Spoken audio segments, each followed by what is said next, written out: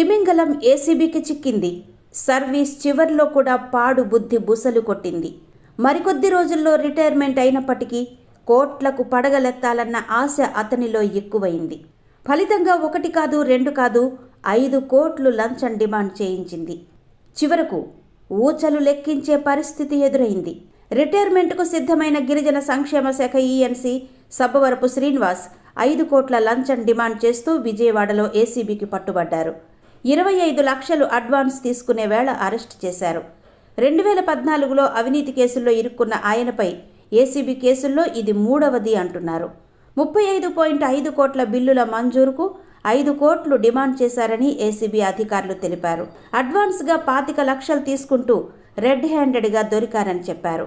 గిరిజన బాలబాలికలు చదువుకునే ఏకలవ్య స్కూల్ కాంట్రాక్టులు శ్రీకాకుళం, విజయనగరం, విశాఖపట్నంకి సంబంధించి ఏలూరు సీతారామరాజు లోన్స్ పెట్టమని కాంట్రాక్టర్ రాజు తెలిపారు. 5 కోట్లు తెమ్మని దెయ్యంలా పీడించేవాడని ఆయన అన్నారు.